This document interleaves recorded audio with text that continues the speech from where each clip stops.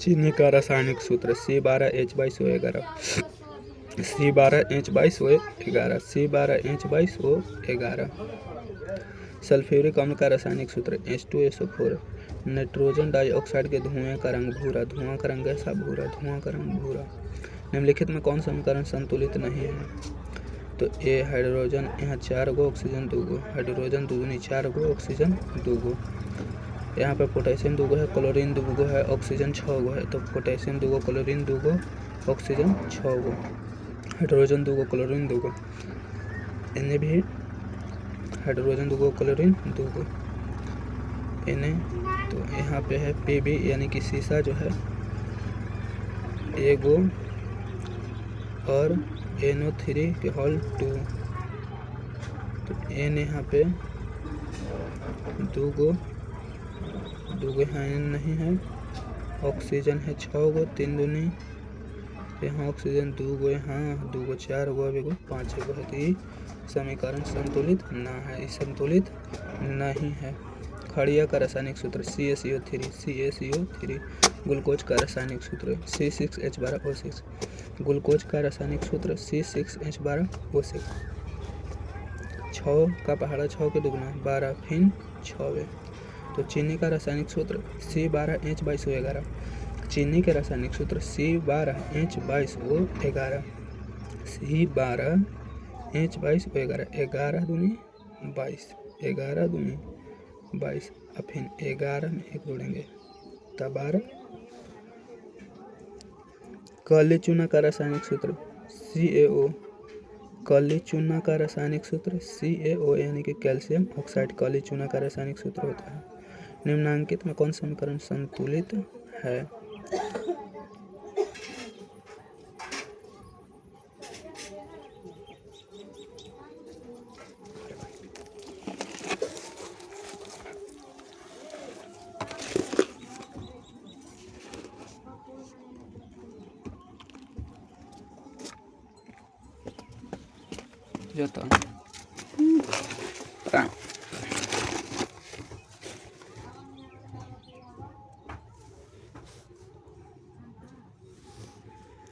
निम्नांकित में कौन समीकरण संतुलित है? तो MgO2। तो इस असंतुलित है, ये भी असंतुलित है और ये भी असंतुलित है। संतुलित कौन है? ZnH2SO4 यानी कि जिंक सल्फेट और हाइड्रोजन। जिंक हाइड्रोजन को क्या कर दिया? ये अधिक अभिक्रियाशील धातु है, हाइड्रोजन से अधिक अभिक्रियाशील जिंक है। तो जिंक इसको विस्थापित कर देता है और जिंक इसको SO4 ले लेता है। अभी H2 निकल गया। तो जिंक सल्फेट प्लस हाइड्रोजन ये संतुलित है। प्रकृति में ऑक्सीजन का संतुलन कैसे बना रहता है? तो प्रकाश संश्लेषण से। प्राकृतिक में ऑक्सीजन का संतुलन कैसे बना रहता है? प्रकाश संश्लेषण से। समीकरण CaCO3 गर्म करेंगे तो CaO प्लस CO2 किस प्रकार की अभिक्रिया है? तो एक बड़ा यौगिक 2 छोटे यौगिक में जुट रहा है तो वियोजन अभिक्रिया। नीचे दिए गए अभिक्रिया में कौन सा कथन सही है? Cu plus O2 Cu plus O2। तो यहाँ कॉपर ऑक्सीजन, कॉपर ऑक्साइड बनेगा C प्लस O2। कॉपर का ऑक्सीकरण हो रहा है, कॉपर का क्या हो रहा है? ऑक्सीकरण। कॉपर में ऑक्सीजन का क्या हो रहा है? योग हो रहा है, तो कॉपर का ऑक्सीकरण कहेंगे। कॉपर में ऑक्सीजन का योग हो रहा है। निम्न में कौन अकारक है? निम्न में कौन अकारक है? तो H2S। निम्न में कौन अकारक है? H2S। निम्न में कौन अकारक है? H2S। Cu plus H2, Cu plus H2 किस प्रकार की अभिक्रिया है? तो रेडॉक्स अभिक्रिया। Cu यानी कि कॉपर ऑक्साइड प्लस हाइड्रोजन, तो कॉपर प्लस जल किस प्रकार की अभिक्रिया है? रेडॉक्स अभिक्रिया। H2O मतलब जल, Cu मतलब कॉपर, H2 मतलब हाइड्रोजन। कॉपर के परमाणु संख्या 29, परमाणु भार 63। साग सब्जियों को विघटित कर कंपोस्ट बनना किस प्रकार का अभिक्रिया है? ऊष्माक्षेपी। उपचयन वह क्रिया है जिसमें ऑक्सीजन का योग होता है, हाइड्रोजन का वियोग होता है और उपचयन में इलेक्ट्रॉन को त्यागा जाता है। तो यह इसमें सभी बात सही है। तो D। Na2SO4 BaCl2 BaSO4 NaCl। इसमें आयनों का आदान प्रदान होता है। तो द्विविस्थापन अभिक्रिया। द्विविस्थापन अभिक्रिया वैसा रासायनिक अभिक्रिया है जिसमें अभिकारकों के बीच आयनों का आदान प्रदान होता है। तो अभिकारक है, इसमें आयनों का आदान प्रदान होता है। Zn plus CuSO4 ZnSO4 plus Cu किस प्रकार की अभिक्रिया है? तो विस्थापन अभिक्रिया, क्योंकि Zn जो है कॉपर, जिंक जो है वो कॉपर को क्या कर दिया, विस्थापित। कॉपर और जिंक में सबसे बड़ा आदमी कौन है? शक्तिशाली आदमी जिंक है। तो कहता है चल हट Cu को, और इससे SO4 ले लेता है, इसको Cu निकल गया। जब मैग्नीशियम फीता को जलाया जाता है तो उत्पन्न आग की लौ होती है चमकीला उजला। एक कांच प्रणाली में लिया गया विलयन में एक लोहे के कील को डुबाया जाता है तो आधे घंटे के बाद यह देखा गया कि विलयन का रंग परिवर्तित हो चुका है। उस जांच प्रणाली में विलयन था, तो एक विलयन था जिसमें एक कील डाला गया, एक लोहे का कील डाला गया, और फिर देखा गया जांच प्रणाली में विलयन का रंग देखा गया तो कॉपर सल्फेट था, CuSO4। रासायनिक अभिक्रिया के दौरान किसी पदार्थ में ऑक्सीजन का ह्रास होता है तो उपचयन में तो ऑक्सीजन का योग होता है, अपचयन में ऑक्सीजन का ह्रास होता है और हाइड्रोजन का योग होता है। रासायनिक अभिक्रिया में भाग लेने वाले पदार्थ कहते हैं अभिकारक। समीकरण 2H2 + O2। तो यहाँ पे संयोजन अभिक्रिया हो रहा है। पहला संयोजन अभिक्रिया वैसा रासायनिक अभिक्रिया है जिसमें दो या दो से अधिक पदार्थ एकल उत्पाद बनाते हैं। तो दो या दो से अधिक पदार्थ है H2O2 और एकल उत्पाद बना रहा है H2O। रासायनिक अभिक्रिया के दौरान किसी पदार्थ में ऑक्सीजन का योग होता है तो उपचयन में ऑक्सीजन का योग होता है। उपचयन में क्या होता है? ऑक्सीजन का योग होता है।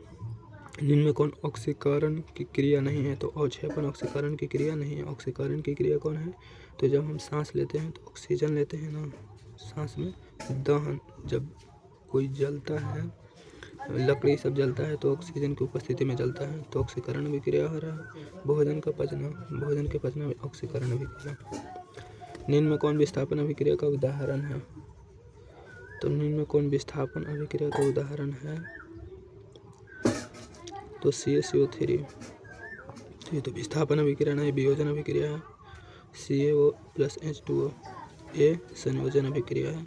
FeSO4 + Cu। लोहा जो है वो कॉपर को क्या कर देता है? विस्थापित। तो FeSO4 + Cu। NaOH + HCl। Na hydrogen को विस्थापित कर दिया, Cl + H2O।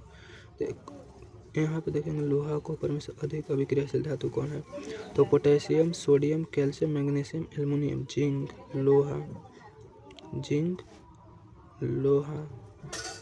जिंक, लोहा, कॉपर, टिन। यहाँ पे कहता है विस्थापन अभिक्रिया का उदाहरण है। तो Na जो है हाइड्रोजन को विस्थापित कर दिया, Cl ले लिया,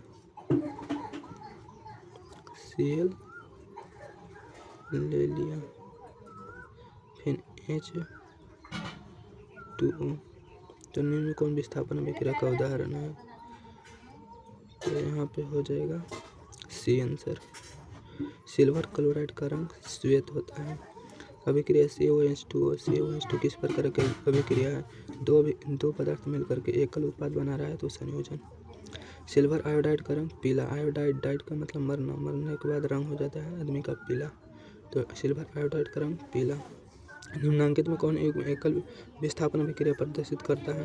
तो AgNO3 + Cu। AgNO3 एवं Cu। AQ का मतलब होता है ये AgNO3 का विलयन है कोई। जल के एक अणु में हाइड्रोजन एवं ऑक्सीजन के परमाणु की संख्या अनुपात होता है तो 2:1। कैसे? क्योंकि जल के सूत्र होता है H2O, हाइड्रोजन 2 ऑक्सीजन 1, तो 2:1। श्वसन किस प्रकार की अभिक्रिया है? उपचयन अभिक्रिया। श्वसन किस प्रकार की अभिक्रिया? उपचयन। उप मतलब ऊपर। अभिक्रिया जिसमें अणु का आदान प्रदान होता है। द्विविस्थापन में एथिल अल्कोहल का व्यापारिक उत्पादन किस रासायनिक क्रिया द्वारा किया जाता है? तो किण्विन द्वारा। एथिल अल्कोहल का व्यापारिक उत्पादन किस रासायनिक क्रिया द्वारा किया जाता है? किण्विन द्वारा। निम्नांकित अभिक्रिया में से कौन अपघटन की अभिक्रिया का एक उदाहरण है? तो अपघटन का मतलब वियोजन अभिक्रिया। अपघटन अभिक्रिया वैसा रासायनिक अभिक्रिया है जिसमें कोई बड़ा यौगिक दो छोटे यौगिकों में टूटता है। ये बड़ा यौगिक है, दो छोटे छोटे अणु में टूट रहा है। वह अभिक्रिया जिसमें उत्पाद के बनने के साथ साथ ऊष्मा भी उत्पन्न होती है, ऊष्मा क्षेपी अभिक्रिया। जिस अभिक्रिया में उत्पाद के निर्माण के साथ साथ ऊष्मा भी उत्पन्न होती है तो ऊष्माक्षेपी अभिक्रिया कहते हैं।